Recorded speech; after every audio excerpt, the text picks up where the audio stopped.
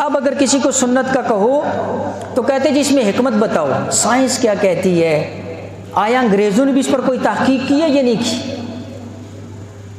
یہ تو آپ حیران ہوتے ہیں نا۔ ہم تو پھر بھی تھوڑے سے ایک ایسے معاشرے کے اندر، ایک ایسے یہاں پر ایک ایسی سوسائٹی کے اندر ہیں،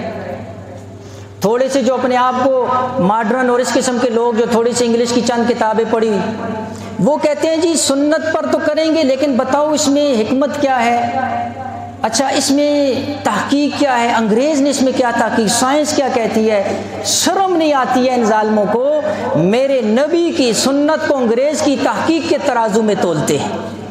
میرے نبی کی سنت پر جو ہے نا جی یہ تحقیقیں اور سائنس کو جو ہے نا جی سامنے کرتے ہیں، حکمت تلاش کرتے ہیں۔ اللہ کی قسم اللہ نے حضور کو اولین اور آخرین کا علم عطا فرمایا، میرے نبی کی جو جو سنتیں ہیں اللہ نے ان سنتوں کے اندر دنیا اور آخرت کی جو ہے نا جی خوشحالی، سکون اور اطمینان اور چین رکھا ہوا ہے۔ میرے نبی کی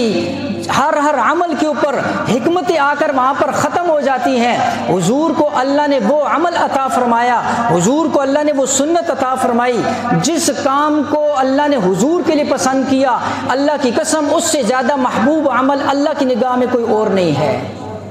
جو کام اللہ نے اپنے محبوب کے لیے پسند کیا ہے، اس لیے میں عرض کرتا ہوں کہ ہمارے بڑے تو ایسے تھے کہ وہ ان چیزوں کے اندر حکمتیں نہیں دیکھتے تھے، وہ تو حضور کی سنت کو سامنے رکھتے تھے۔ سوانح قاسمی کے اندر واقعہ لکھا ہوا ہے، مولانا قاسم نانوتوی رحمہ اللہ دارالعلوم دیوبند کی بنیاد رکھنے والے،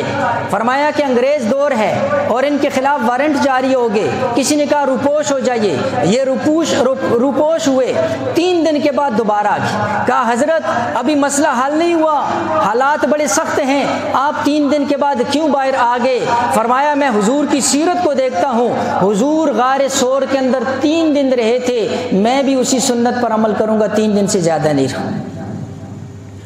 مولانا رشید احمد گنگوئی رحمہ اللہ فرمایا مسجد سے باہر نکلنے لگے تو شاگرد دیکھ رہے ہیں، اب مسجد سے باہر نکلو تو 2 سنتیں سامنے آتی ہیں، ایک مسجد سے باہر نکلتے ہوئے بایاں پاؤں نکالنا، یہ سنت ہے، لیکن جوتا جو ہے وہ دایاں پہلے پہننا، یہ سنت ہے۔ اب شاگرد دیکھ رہے ہیں کہ استاد اگر دایاں پاؤں باہر نکالتے ہیں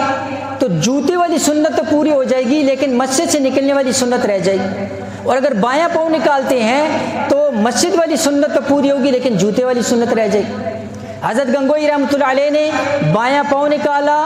جوتا پہنا نہیں، جوتے کے اوپر پاؤں رکھ دی،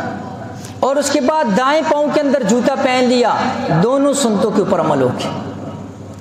ہمارے اکابر حضور کی ایک ایک سنت کو پورے خیال اور ادب کے ساتھ جو ہے نا جی ادائیگی کی کوشش کرتے،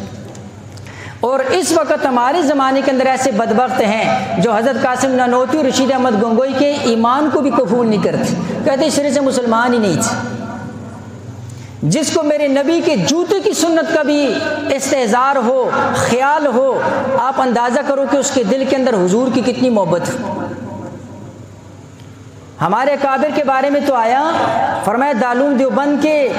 اس باغیچے کے اندر علماء نے باقاعدہ جو ہے نا جی گلاب کے پھولوں کو لگایا ہوا۔ کسی نے حضرت غالباً نانوتوی سے پوچھا